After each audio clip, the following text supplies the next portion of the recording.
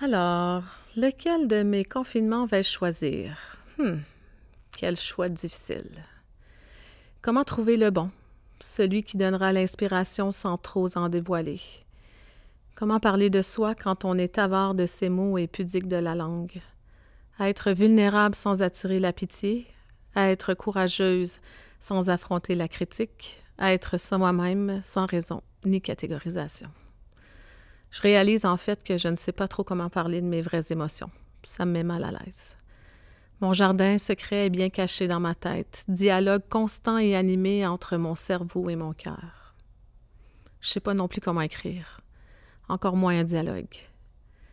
Je ne sais pas trouver les mots pour faire joli ou transmettre l'émotion. Oser sortir de sa zone de confort est une phrase que je préconise tout le temps en Galaxie. Je dois maintenant l'appliquer à moi-même. Plus facile à dire qu'à faire, surtout en ce moment même. Ouf. Alors voilà, je me lance. Je me lance dans cet exercice personnel pour vous parler de mon déconfinement en quelque sorte et de ses phases, suite à une relation fusionnelle merveilleuse et déchirante qui a duré plus d'une 20aine d'années. Ma vie a basculé en un clic il y a 2 ans. Elle a volé en éclats. Plus de symbiose, plus de duo, plus de complices. Plus rien. Le vide. Un grand vide. Et la solitude. J'ai l'impression depuis de ne plus rien savoir. Je dois tout recommencer, d'une autre perspective. Sortir de ma coquille, trouver mes propres repères seule comme une grande fille. À 47 ans, est-il déjà trop tard? Suis-je une cause perdue comme un objet abandonné après bon usage ou désintérêt? Cette question me traverse l'esprit, mais elle repart aussitôt. Je sais que c'est pas vrai, mais en même temps, je ne sais pas. Je ne sais plus. Tout est meurtri en moi. Ma tête résonne, mais mon cœur bouillonne. En fait, je ne sais pas comment vivre sans une douce moitié. Je ne sais pas comment être une maman 1 semaine sur 2. Je ne sais pas comment occuper tout ce temps libre, moi qui courais toujours après le temps. Comment cuisiner des plats pour une personne. Comment apprivoiser le silence après une journée de travail bruyante et bien remplie. À qui vais-je raconter ma journée maintenant? Qui me prendra dans ses bras pour me consoler en cette période où les câlins sont interdits, où la distanciation physique et sociale est plus importante que notre santé mentale? Je réalise aussi que je ne sais pas bien prendre soin de moi. La plupart du temps, je prends soin des autres. Je le découvre maintenant comment? Poco à poco, en mode solo, mais complètement entière. C'est une sensation nouvelle, étrange, vertigineuse même, où toute la responsabilité repose entre mes mains, seulement les miennes. C'est prenant, exigeant, mais vraiment valorisant. Je me questionne toujours et je n'ai pas encore trouvé toutes les réponses. Résilience, bienveillance et amitié sincère m'accompagnent tout au long de ce processus avec beaucoup de douceur et d'amour. Je dois recommencer à croquer la vie comme avant, me faire pleinement confiance, retrouver ma famille que je n'ai pas vue depuis plusieurs mois, voire plus d'1 année, planifier des voyages car il me reste tant de choses à découvrir, rêver de folles aventures en patin à roulettes, en Westphalia ou en bonne compagnie, foncer librement vers l'inconnu, oser la vie et toutes ses gammes d'émotions. Et pour la suite, eh bien, on verra bien ce qui va se passer, n'est-ce pas?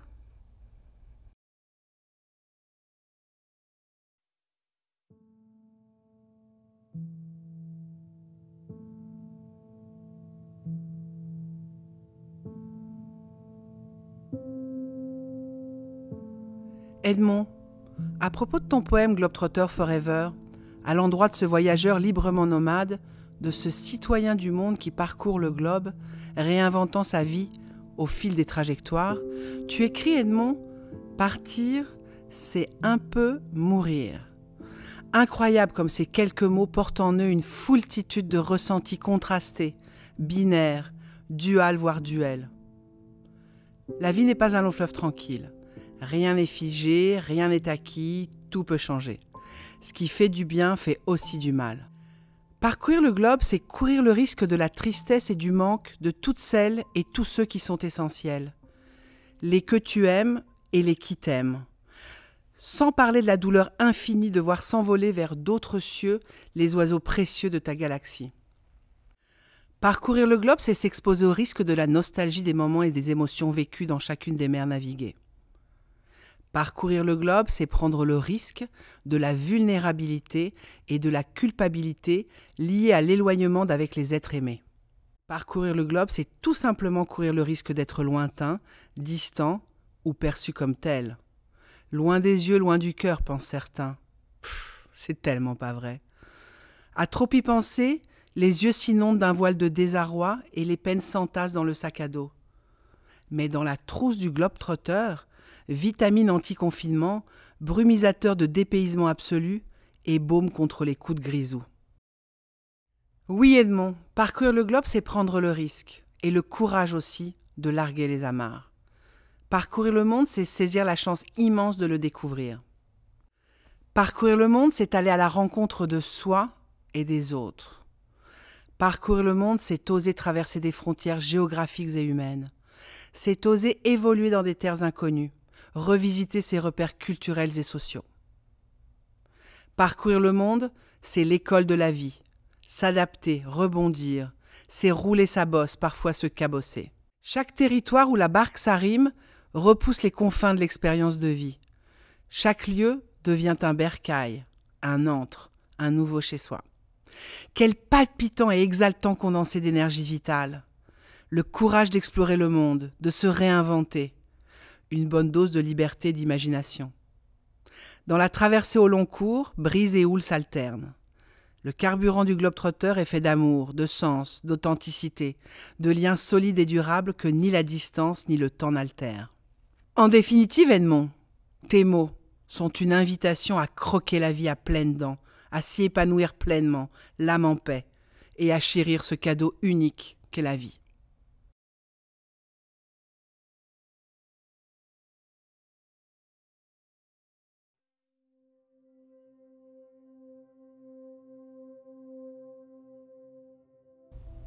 C'était une journée du printemps.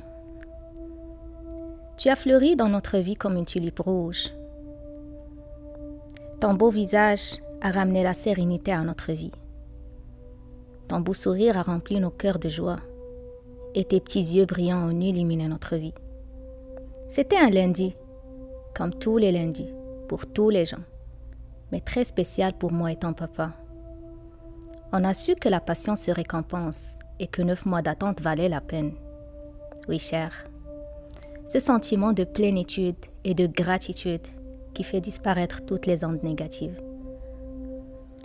T'es venu au monde dans un contexte très différent, où l'incertitude régnait, où toutes les normes ont changé et où personne ne savait qu'est-ce que le lendemain ramènera.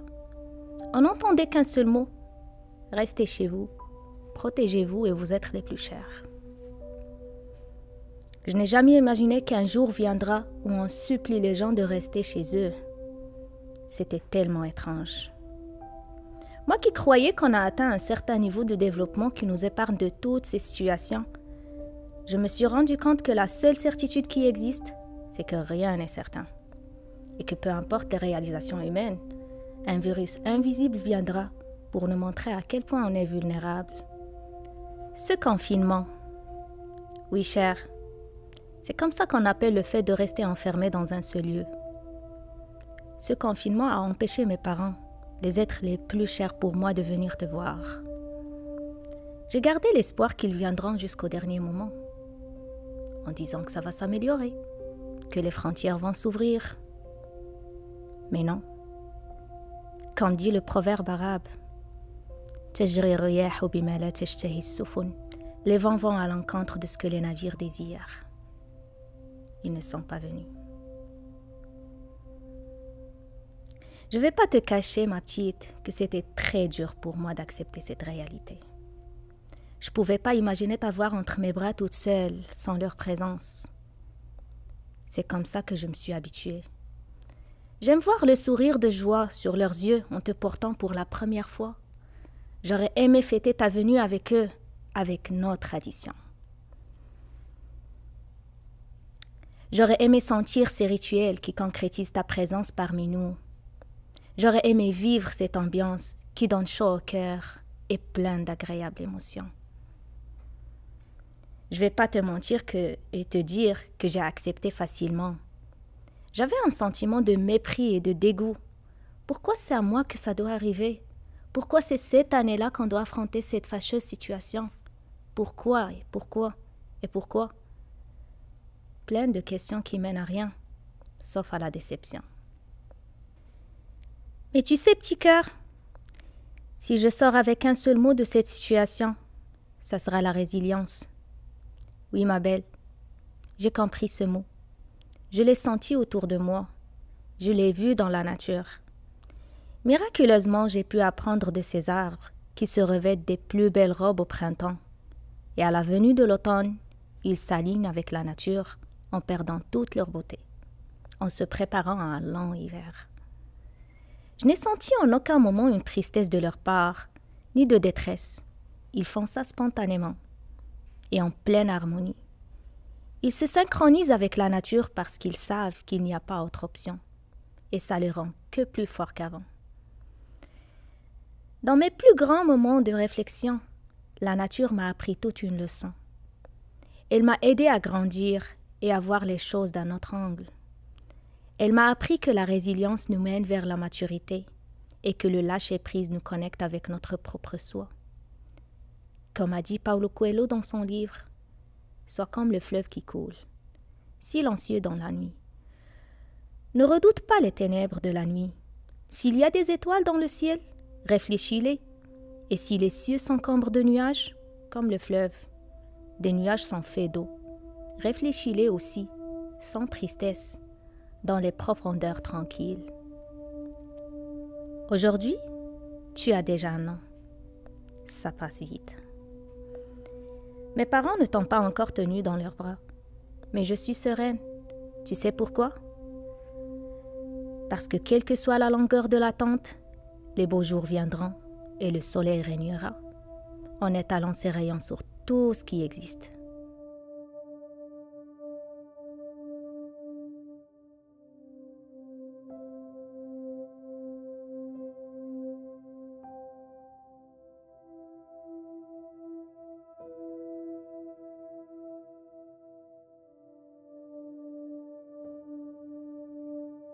J'ai une mal à la dent qui commence. Recommence, dois-je dire.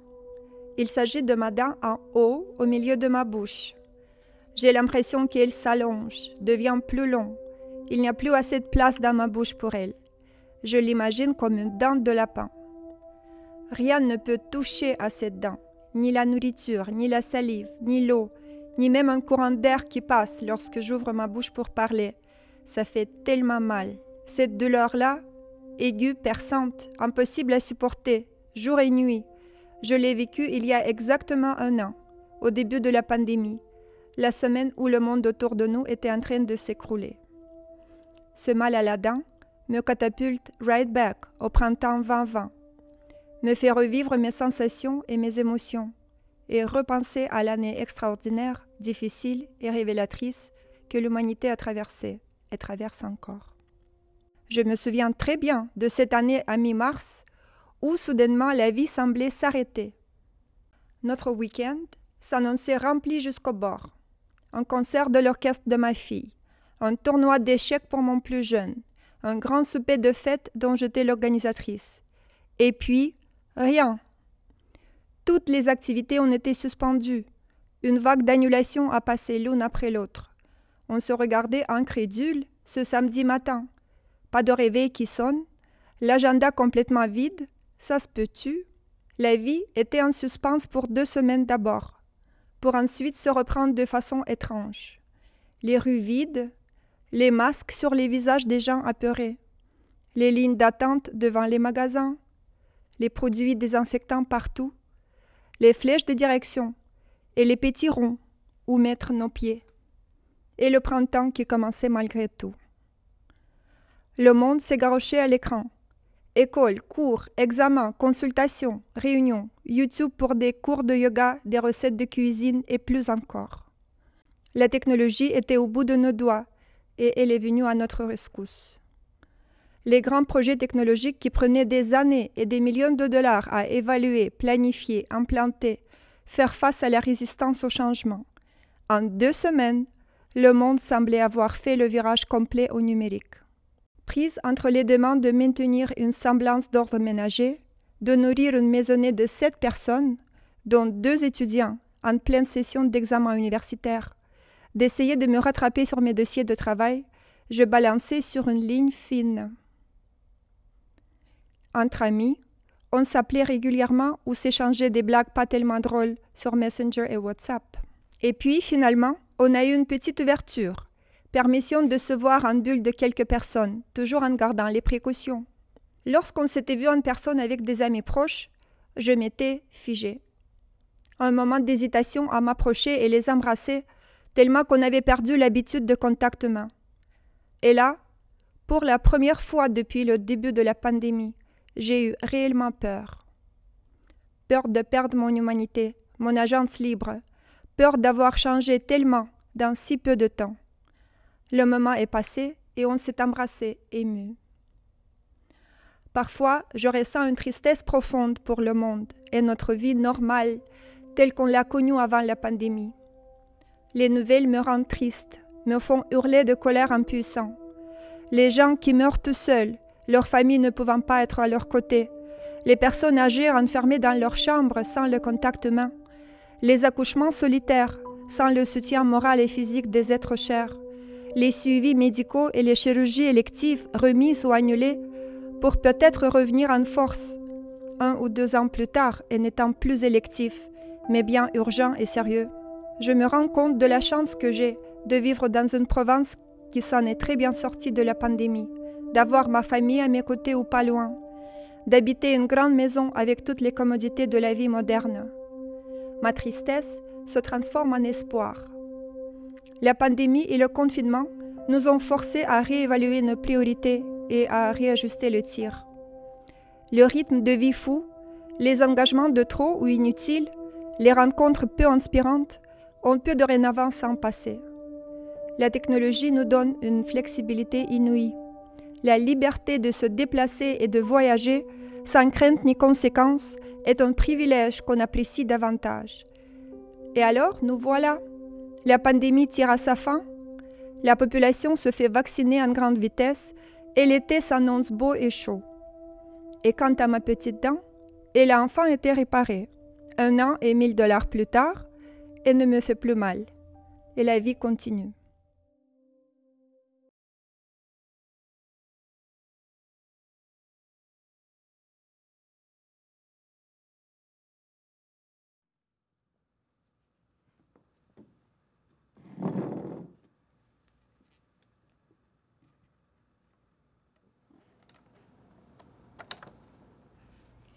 Mes amours, aujourd'hui, j'aimerais vous parler d'un événement important qui s'est produit dans ma vie.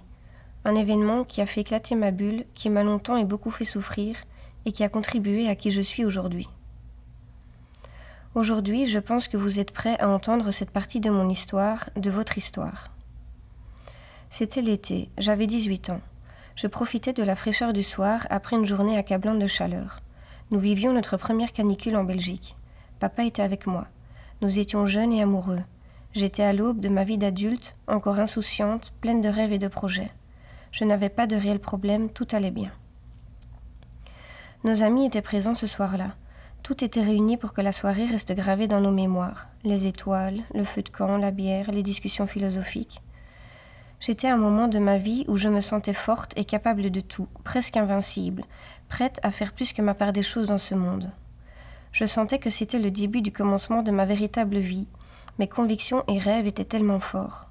J'étais prête à devenir la femme que je m'étais imaginée être, prête à me lancer dans la défense des causes qui m'étaient chères. À mes yeux, rien ne pouvait m'arrêter. Puis, il y a eu cet appel. de papy. Si tard. Tout de suite, j'ai su que quelque chose n'allait pas. L'appel de papy concernait ma maman, l'être que je chérissais le plus, l'être qui méritait plus que personne d'être heureux et en paix, elle qui avait tant souffert, elle dont j'avais tant besoin. Elle avait disparu. Après cet appel, s'en est suivi 6 mois intenses de battues, de recherches, d'insomnie, de questionnements. Où était-elle? Que lui était-il arrivé? Est-elle toujours en vie? A-t-elle froid? Faim? À quoi pense-t-elle? La reverrai-je? À partir de ce jour, ma vie s'est mise comme en pause. Je faisais tout mécaniquement. Je me sentais vide, tellement vide. Je ne sais pas où j'étais. Il n'y avait plus que mon enveloppe corporelle qui existait. Cela a duré un long moment.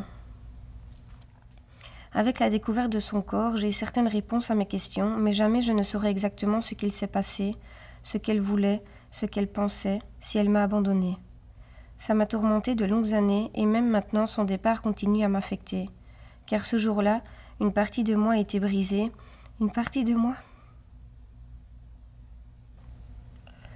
Ma vie de femme, en pleine construction avec elle à mes côtés, s'est effondrée. Plusieurs années après, vous êtes venu au monde. La blessure s'est rouverte. Je me demandais comment elle aurait été avec vous. Avec moi. Quelle grand-mère elle aurait été. Je me sentais très seule. J'ai lu beaucoup pour être une aussi bonne mère que votre grand-mère, pour que vous soyez épanouie et que vous ayez confiance en vous. Mais malgré la magnifique famille que la vie m'offrait, les connaissances que j'avais acquises et la certitude que j'agissais au mieux pour vous, j'ai souvent eu le sentiment de passer à côté de quelque chose, de ne pas profiter assez de vous. C'est grâce à vous que j'ai vraiment pris conscience que je n'étais plus là, que j'étais bloquée dans un rôle de préadulte, bloquée à l'intérieur de moi à l'année 2008. Grâce à vous que j'ai pris conscience que je ne pensais pas plus loin qu'aujourd'hui, que mes rêves étaient loin, que ma blessure avait trop d'impact sur ma vie, sur vos vies, alors que je pensais être plus ou moins guérie. Vous m'avez en quelque sorte redonné la vie, vous avez réussi à rallumer l'étincelle en moi, à me redonner envie de vivre pleinement. Chaque jour, je vous remercie de m'avoir choisi comme maman. J'aimerais que vous soyez des adultes sûrs de vous, pleins de beaux rêves, conscients et respectueux de la nature et des animaux. Je vous souhaite d'être le changement, d'éveiller les consciences, mais surtout, je vous souhaite d'accomplir vos rêves et d'être heureux. Je ne serai jamais loin, maman.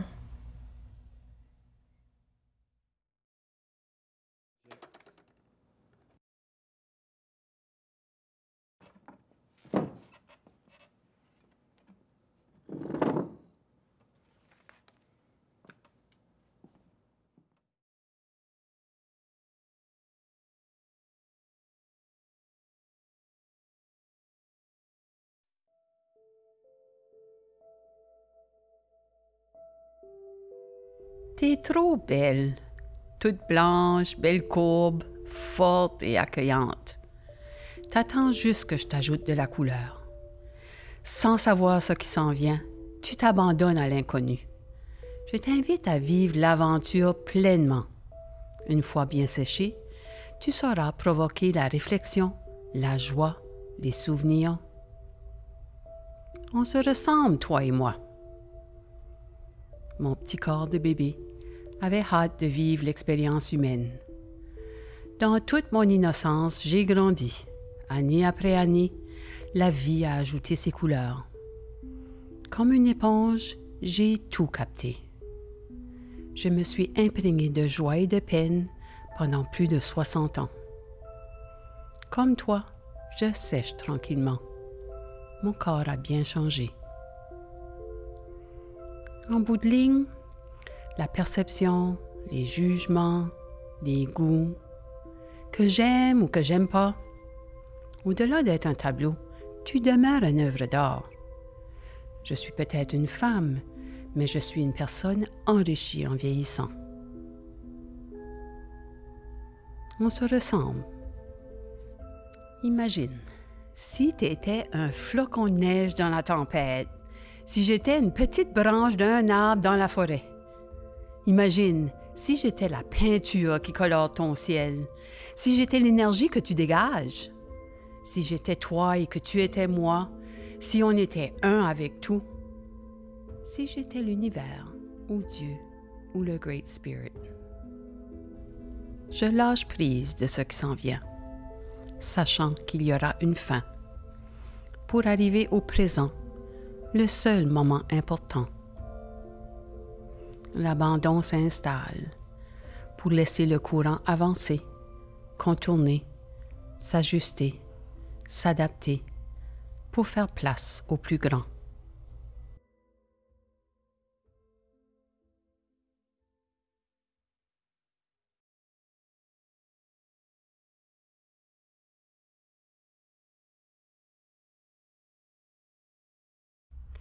J'ai mal parce que je ne me suis pas levée pour voir ce qui se passait cette nuit-là. Tu sais, la nuit du 1er au 2 janvier 2006. Je ne me suis pas levée pour ranger tes cheveux, te faire la bise, te caresser le bras et même tirer un peu sur ta pelouse. Je m'étais réveillée pendant quelques minutes. Je devais me douter de quelque chose car ma Minnie n'était plus dans le lit à côté de moi. J'entendais également des voix de l'autre côté du mur, en plein milieu de la nuit, et la lumière de ta chambre était allumée. Oui, j'ai mal, Dada, parce que tu n'es pas là. Tu n'es plus là. Tu es parti et moi je dormais. J'ai préféré continuer à dormir et le lendemain, boum, tu n'étais plus là. Je n'ai même pas eu la chance de te dire au revoir. Dada, ma vie a changé. Tu n'as pas idée. J'ai grandi, lol, évidemment. J'ai fini l'école contrairement à ce que beaucoup pensaient. Et j'ai même gradué l'université, hein. Mais le plus beau et le plus important changement que j'ai eu est mon fils. Un très beau fils de 9 mois, turbulent et déjà très têtu comme sa mère. J'imagine souvent comment serait ma vie si tu étais encore là. Tu n'allais pas pouvoir prendre Coco dans tes bras avec toute l'énergie qui l'habite, mais tu aurais quand même insisté à ce qu'on le dépose sur tes jambes. Tu aurais juste voulu partager ton amour et ton affection avec lui et lui chanter des comptines en créole. Petits oiseaux côté wa prali, ma prali kay fillette lalo kon mange timon. Si wale la manger ou tout. Dada, tu me manques. Après que tu sois parti, ça n'a jamais été pareil. Le manque de toi m'envoie souvent dans la paranoïa. Parfois, je pense tellement fort à toi que je prends l'odeur de ton parfum. Je pense à nos rires, nos discussions, des moments que nous avons passés ensemble. Je souris mélancoliquement. Ensuite, je pense au jour où tu es parti. La fissure se brise un petit peu plus. Le nœud se serre encore et encore. Ensuite, je pense à ma vie sans toi et les larmes jaillissent. Je pense souvent comment tu allais être fière de moi. Tu l'as toujours été de toute façon, très fière de moi. Même dans mes périodes les plus turbulentes, tu me protégeais et tu n'arrêtais pas de me faire comprendre que tu m'aimais. Des bonbons faits maison, des billets que tu glissais dans le creux de ma poche, des petites tapes que je sentais à peine quand je tirais sur la peau de ton menton. Dada, cela m'a fait plaisir de te parler, de te voir, te raconter un peu ma vie. Cela faisait longtemps que je ne t'avais pas vu. Même dans mes rêves, tu ne venais plus. J'avais peur que cette fois, que tu sois parti pour de vrai. J'espère que tu reviendras bientôt. Tu pourrais me raconter la prochaine fois comment c'est là-haut?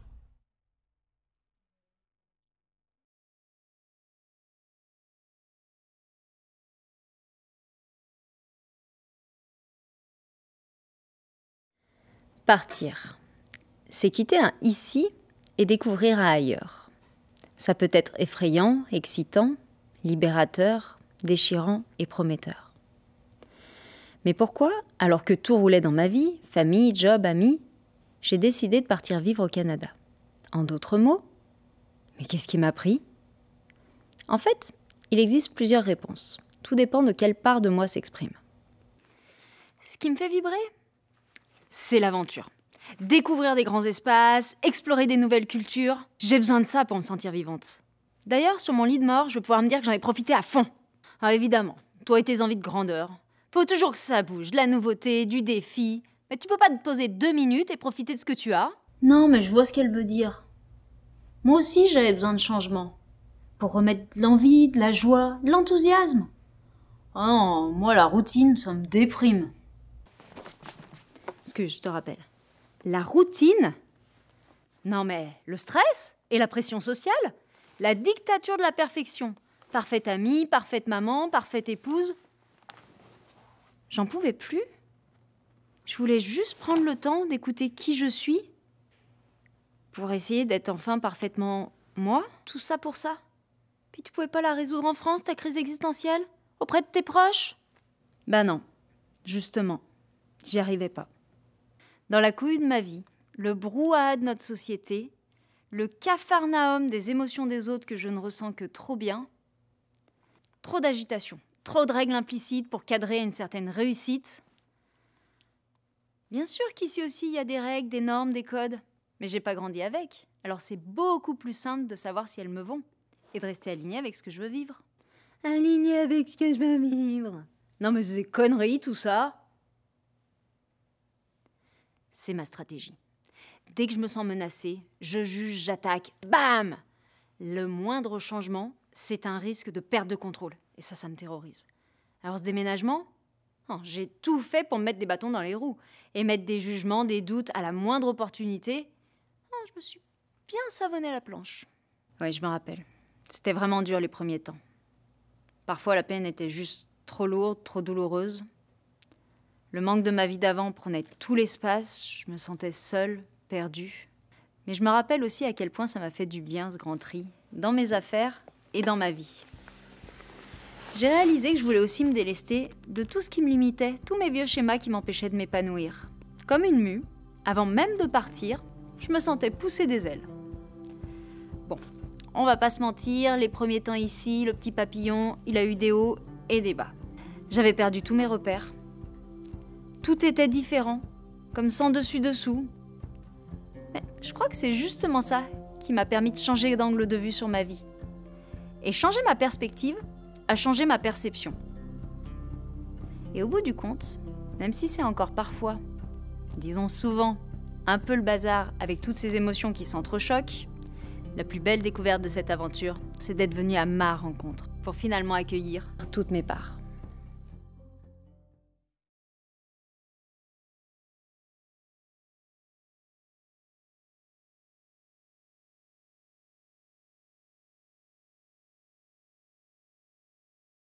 Être marié à une personne d'une culture différente n'est rien de nouveau, me direz-vous. Cependant, chaque couple est unique et vit différemment la différence culturelle. Prenons par exemple mon mari et moi. Le mois dernier, la thématique de la couleur de peau a été évoquée brièvement de la manière suivante si je m'en souviens bien. Noir et blanc. De quoi tu parles? Ben, tu es blanc et moi je suis noir. Ah ok, je ne savais pas. Tu ne savais pas quoi? Que tu étais blanc et moi noir? Non, je ne savais pas que tu me voyais blanc. Je te vois comme ma femme avant de voir ta couleur de peau. Pour vous dire la vérité, j'ai été interpellée par sa réponse. Il me voit comme sa femme avant de voir ma couleur de peau. Serait-il complètement biaisé? Ma couleur de peau est la catégorie la plus évidente de mon identité sociale. Me dire qu'il voit sa femme avant de voir la minorité visible me fait réfléchir sincèrement. D'ailleurs, les personnes que je rencontre ici le savent. Certains sont curieux de connaître mes origines. D'autres sont suspicieux quant à la raison de ma venue. Et les autres, heureux de faire ma connaissance. Les heureux disent « Comme vous êtes beaux, vous et votre époux, vous avez des enfants? Je suis certain qu'ils sont magnifiques. Je suis content d'avoir fait votre connaissance. Vous voyez, les 3 catégories de personnes ont toutes identifié que j'étais immigrante et noire. J'ai du mal à comprendre que mon époux ne le voit pas. Mais peut-être qu'il a raison. Pourquoi avons-nous ce besoin de catégoriser? En réalité, nous avons si peu de temps pour déterminer si les personnes autour de nous représentent un danger ou pas. Par conséquent, nous utilisons les stéréotypes pour économiser du temps, classifier et savoir comment agir. À vrai dire, les stéréotypes ne sont pas complètement faux, mais juste réducteurs. Comme par exemple, les Noirs savent tous danser et sont nés en Afrique. Les immigrants fuient leur pays à la recherche d'une vie meilleure. Est-ce faux? Non. Mais cela ne peut pas être appliqué à tous les Noirs et les immigrants. Vous comprenez? Mais peut-être qu'un jour je serai perçue et vue pour qui je suis. Ce jour-là, les personnes autour de moi n'auront plus de crainte par rapport à mes motifs personnels, mais verront mes qualités tout comme mon mari me voit. Ce jour-là, je ne serai plus une minorité visible, une femme immigrante. Mais ce jour-là, je serai perçue comme une femme. Je n'aurai plus besoin d'utiliser mon mari pour être perçue positivement. Oui, car, consciemment ou pas, les personnes avec qui j'interagis n'ont pas toujours la même réaction quand je suis seule ou avec mon mari. Pourquoi, me direz-vous? Probablement à cause de l'évidence même. Mon mari est la preuve vivante de mon acculturation, mon assimilation à la culture canadienne. Si je peux adopter et accepter la culture canadienne, les personnes avec qui j'interagis peuvent enfin me faire confiance et m'accepter. Mais pensez-vous que la femme immigrante peut être acceptée ici au Nouveau-Brunswick sans aucun préjugé? Pensez-vous qu'un jour vous pourrez me percevoir comme mon mari? Je pense que oui. Et vous, quel est votre avis?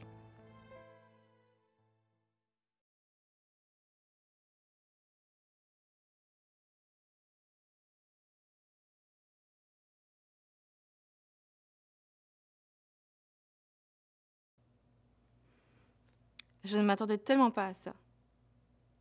Il y a des projets dans la vie qui viennent tout seuls, sans vraiment y réfléchir, sans se donner du mal. Puis il y en a d'autres qui s'avèrent vraiment infranchissables. Sous le papier, ça semble facile pourtant, comme une évidence. Prenez par exemple la maternité. Au lycée, j'avais une copine de classe qui n'attendait qu'une chose, c'était de finir ses cours pour se mettre au ménage et pouvoir avoir un enfant. En cours de croquis, lors d'une pause, elle se prend à mettre un coussin en dessous de son t-shirt et à faire de quoi comme si elle était enceinte. Rien que de voir la scène, ça me glaçait le sang. Je n'étais tellement pas capable de partager ce sentiment. Et je me sentais tellement étrangère dans mon corps de ne pas avoir la même envie qu'elle, puisqu'au final, mon corps était là pour enfanter et pour concevoir. D'être une femme, c'est avoir ce super pouvoir de créer la vie. C'est ce que la société vous oblige à penser. Mais avec l'idée, dès plus jeune âge, de te bourrer la tête. Sinon, pourquoi quand une fille a ses premières règles, on lui dit « Félicitations, bravo, t'es une vraie femme maintenant !» Sérieux ? Félicitations, c'est parti pour au moins 40 ans d'achat de protection de linge literie taché à jamais, de soirées à bouffer de la junk, le moral dans les chaussettes devant Dirty Dancing pour la 150e fois. You, quelle joie! Et sinon, les mecs dans l'histoire, ils ont... Bah... Non, évidemment, rien. Après la phase félicitations, tu es une vraie femme maintenant. Des années après, c'est... Et alors, c'est pour quand? Quoi, pour quand? Une nouvelle cabrio, un chien? Ou mémé, ça y est, tu veux me léguer ta cabane en Floride? Quand tu veux. Hein? Pardon? Un bébé? Oula, tu vas te calmer, mémé, là, hein, quand même. Ma mère avait le chic pour me balancer. Ah, je serais plus vite grand-mère avec ta sœur qu'avec toi. Alors, pour info, maman, ma sœur, elle a 10 ans de moins, donc du genre, ça a commencé, elle avait 16 ans, donc moins pas fort, maman, quand même. Hein. Bref, des projets plus importants que d'autres, quoi. Alors ceux qui me connaissent savent très bien que j'ai quand même fini par sauter dans l'inconnu, mais j'ai quand même attendu mes 32 ans pour ça. Et avant ma sœur, maman, au fait, tu me dois encore 100 €. J'oublie pas. Je trouvais que niveau maturité, tout ça, on était bien plus près, et puis une certaine stabilité aussi. Mais le plus important, c'est que je me trouvais assez forte pour combattre mes petits démons d'enfance. Comment dire ça sans rendre ça trop lourdingue? Mes petits traumas de famille défaillante. Quelle formule! J'ai travaillé pas mal de choses avec une femme formidable, une psychologue, Anne-Marie. C'est à elle que je dois mes 2 beaux miracles, que j'aime comme une folle. Je vous jure, je les vois là, à travers la fenêtre du patio, dans la piscine. Je les trouve tellement beaux en plus. Ils sont là en train de jouer, en train de se taper dessus. Excusez.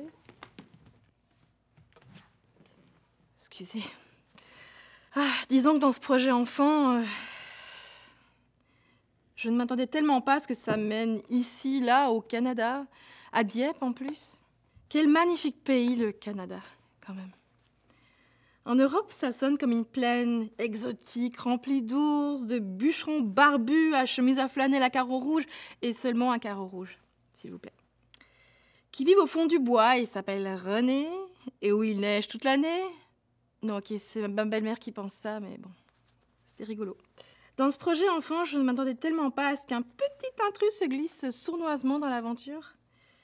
Alors celui-là nous a bien pourri la vie, hein, à tel point qu'il a fallu qu'on quitte tout et qu'on parte de chez nous pour venir ici. Pourtant, même si on galérait à la maison, on s'en arrangeait pas trop mal. C'est juste qu'en dehors, ça fonctionnait vraiment pas. Ni à l'école, ni à la garderie, ni dans les activités parascolaires. Personne n'en voulait de mon petit bonhomme. Et pourtant, des écoles, on en a quand même essayé 4 différentes. Mais rien à faire. Puis même au sein de nos amis, c'était vraiment pas fun d'avoir à supporter les bêtes remarques du genre moi à ta place, moi je... Ou dans l'autre style, oh, il faudrait faire quelque chose.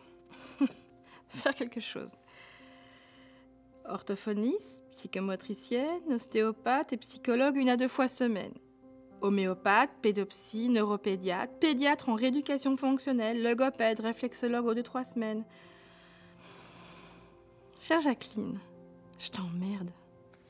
Non, alors évidemment, je n'ai pas dit ça, hein, mais dans ma tête, ça crie ça très fort. Ce petit intrus a trouvé son nom quelques mois à peine avant notre grand départ. Asperger, trouble du spectre autistique. J'étais tellement en colère. Depuis toutes ces années d'errance et d'intolérance de toutes sortes, et même de culpabilité. J'étais tellement pas prête pour ça, mais merde, la chance qu'on a. Bon, bah parfois... tout le temps. C'était vraiment dur de le suivre et de le guider. Ce petit bonhomme à travers son monde, le nôtre... Mais qu'est-ce qui nous a fait grandir? Et vieillir aussi, il faut pas le cacher. Quelqu'un me disait un jour, le Canada, c'est pas non plus le pays du Calinou, hein. Mais du côté de l'école, oh si. Un monde qui l'accepte tel qu'il est. Un système scolaire qui se plie à ses besoins. Pour moi, c'est ça le pays du Calinou. En somme, ça nous donne une vie presque normale. Je ne m'attendais tellement pas à ça, et pourtant ça nous a menés tellement loin.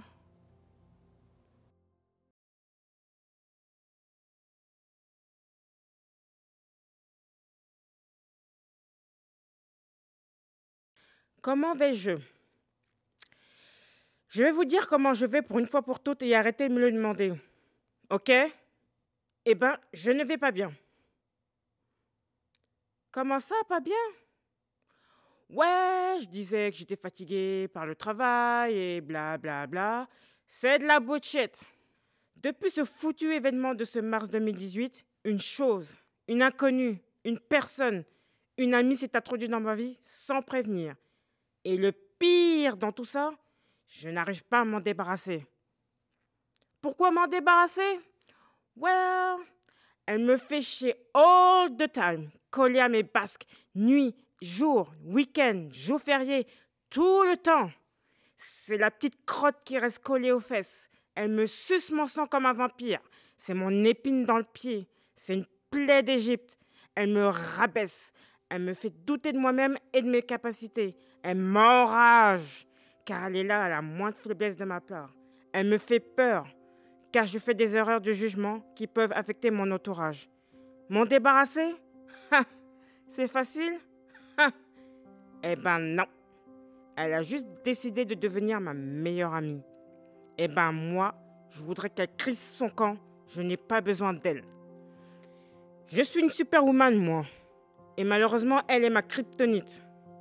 On a juste une relation assez toxique. Hostile dépression. Tous les soirs, je fais appel à mes amis les Power Rangers. Il y a le Ranger rouge, bleu, jaune, prescrit par le Dr Zorn. Ils m'aident à combattre ce fléau. Ils sont mon soutien à tourner le cou, à m'aider à dormir, à réfléchir, à me concentrer sur mes missions à effectuer. Mais souvent, elle me pourrit la vie. Elle est persistante. Rien ne l'arrête.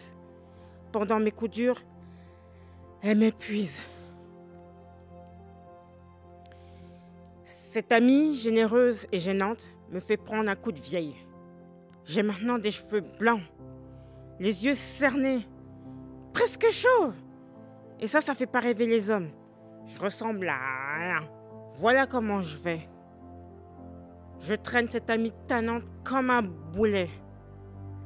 Boulet que j'aimerais envoyer valser en orbite de la Terre un de ces jours. J'aimerais dormir normalement, pouvoir pleurer, réfléchir par moi-même, juste être moi du passé, joyeuse et pleine d'énergie.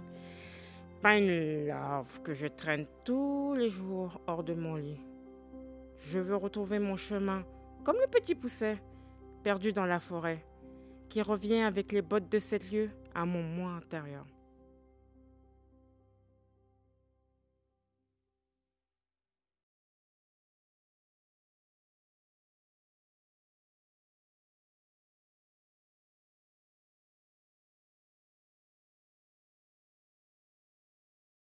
Je suis fatiguée d'étouffer ma colère. Je suis tannée de toutes ces injustices, des inégalités, des discriminations, du patriarcat, de cette inaction face à notre terre qui s'effondre. Eh bien, c'est décidé. Je quitte tout pour une cabane dans les bois. Je pars m'encabaner, comme Gabrielle Filtoshiba dans son livre Encabané. Elle écrit « Merci, Anne Hébert. Après la lecture de Kamouraska, j'ai troqué l'ordinaire de ma vie en ville pour l'inconnu et me suis libérée des rouages du système pour découvrir ce qui se dessine hors des sentiers battus. Merci de m'avoir fait rêver d'une forêt enneigée où m'encabaner avec ma plume. Encabaner. Ce mot sonne mieux que confiné. Une solitude entre 4 murs qui ne représente ni une punition ni une prison, mais une échappatoire et une délivrance. Il faut avouer que ma décision a quelque peu surpris. S'encabaner par choix, alors que nous sortons tout juste de confinement imposé. Bon, plus que quelques kilomètres de marche avant d'arriver. Je commence déjà à me plonger dans les abysses du présent.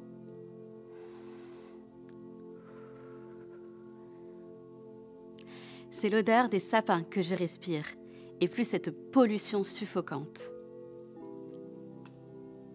C'est le chant des oiseaux que j'entends, et plus ce brouhaha étourdissant. Je perds mes repères temporels, aucune horloge ne me rappelle à l'ordre. Je mets fin à cette dictature du temps qui nous impose cette cadence oppressante. Je m'extrais de cette spirale qui nous happe et nous aspire. Dans 1 heure, je pourrais poser mon sac et dire « Bienvenue chez toi ». Dans 1 heure, mon ermitage commencera.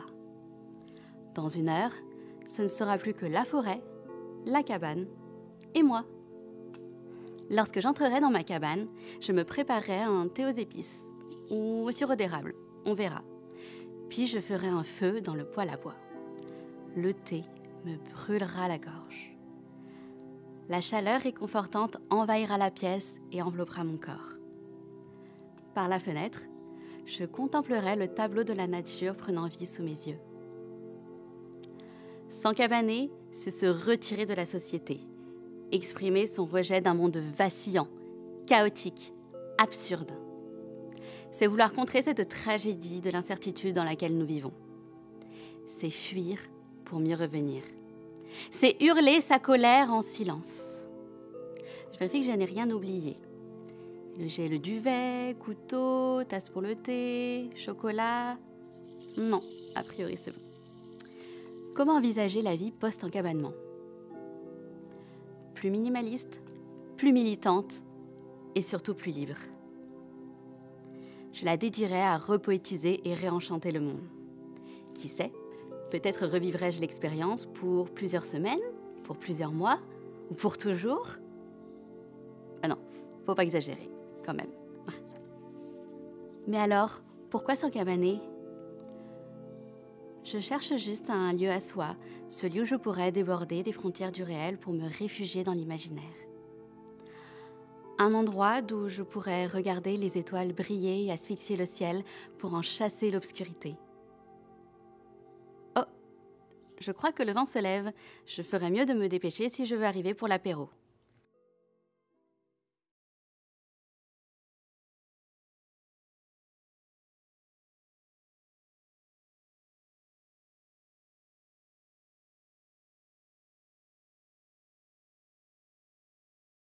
Ça a commencé avec les jeux vidéo.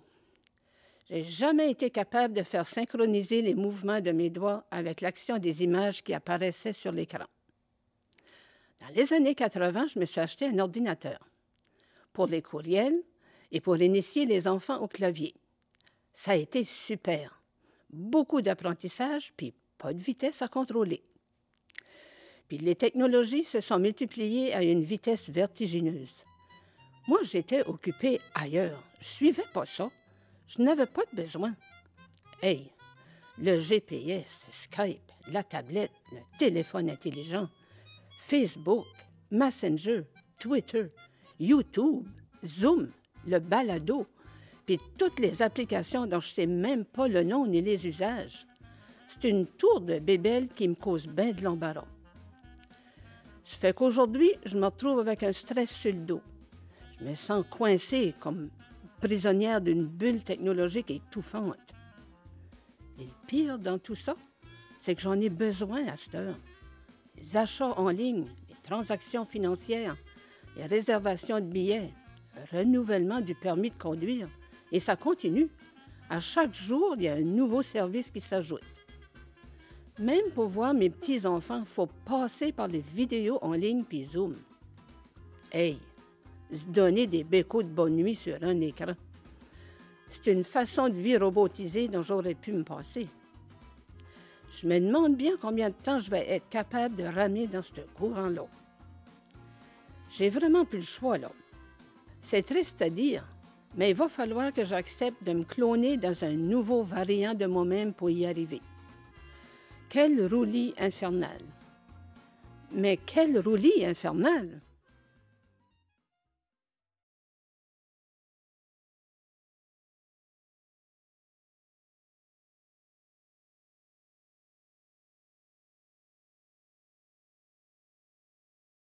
La vie n'est pas un long fleuve tranquille.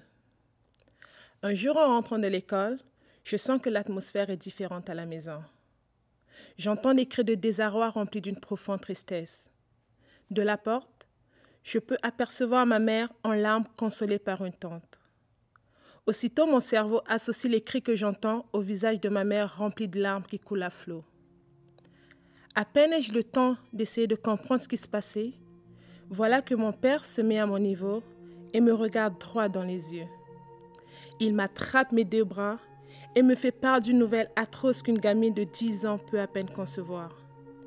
Il me dit « Ta sœur est morte. Elle a quitté ce monde. Elle n'est plus des nôtres. Elle est retournée au ciel. » Morte? Je savais qu'elle était malade. Je savais que c'était une maladie assez grave. Je savais qu'il y avait de l'espoir pour une guérison et que des démarches y auraient été entreprises pour cela. Alors, pourquoi est-elle morte? La raison? Aucune idée. Mais la cause du décès de cet enfant de moins de 2 ans? Un problème cardiaque. On aurait pu la soigner. Mais il fallait voyager pour cela. C'est horrible qu'un pays laisse mourir ses enfants faute de professionnels cardiaques. Une fois l'obtention de mon diplôme d'études secondaires, à 16 ans, je fais un concours pour entrer à la faculté de médecine de mon pays. La réalité de la corruption fait défaut et malheureusement mes parents n'ont pas un large réseau de contacts de ce côté. L'intelligence ne prime pas forcément sur l'argent dans certains pays africains. Je commence dès lors mes études universitaires en sciences naturelles. Les conditions d'études étaient drastiques. Par exemple, il fallut tous les jours être à l'amphithéâtre à 2 heures du matin pour des cours qui commençaient à 9 heures du matin. Pourquoi? Pour avoir de la place pour s'asseoir. Non seulement le ratio professeur-étudiant n'était pas au rendez-vous, il fallut aussi considérer le ratio étudiant et bonne classe qui était largement disproportionné. Il fallait apporter des bougies ou des lampes pour éclairer les salles de classe faute d'électricité. Parfois, tout ceci ne servait à rien au final, car certains professeurs n'avaient pas la courtoisie de répondre présent à leurs cours et n'avaient pas la délicatesse de prévenir de leur absence. J'avais passé toute ma scolarité dans les écoles privées et je ne réalisais pas le privilège que c'était d'y étudier. Réalisant mon potentiel académique et voyant les contraintes qui s'y opposaient à mon épanouissement, je supplie ma mère de m'offrir un voyage à l'étranger pour y poursuivre mes études et avoir de meilleures chances de réussir dans ma nouvelle vocation. Destination Amérique du Nord, atterrissage en Acadie au Canada. La découverte de 2 chocs. Le choc climatique avec des températures aussi extrêmes en chaleur qu'en fraîcheur, suivi du choc culturel. Une culture plutôt individualiste qui s'éloigne du collectivisme qu'on retrouve dans les pays du Sud. La vivacité et la chaleur humaine africaine me manquent déjà. J'apprivoise la culture acadienne francophone de ma terre d'accueil.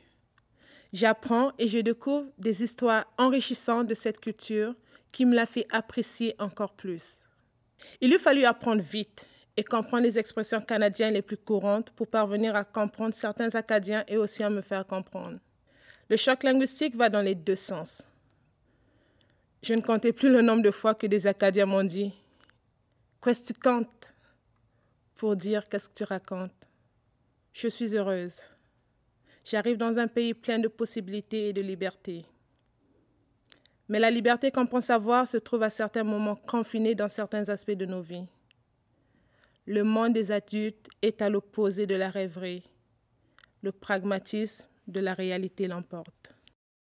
Je me bats à travers vents et marées pour tracer ma courbe, tracer ma route. Hélas, la vie ne cesse de me mettre des nids de poules dans mon chemin.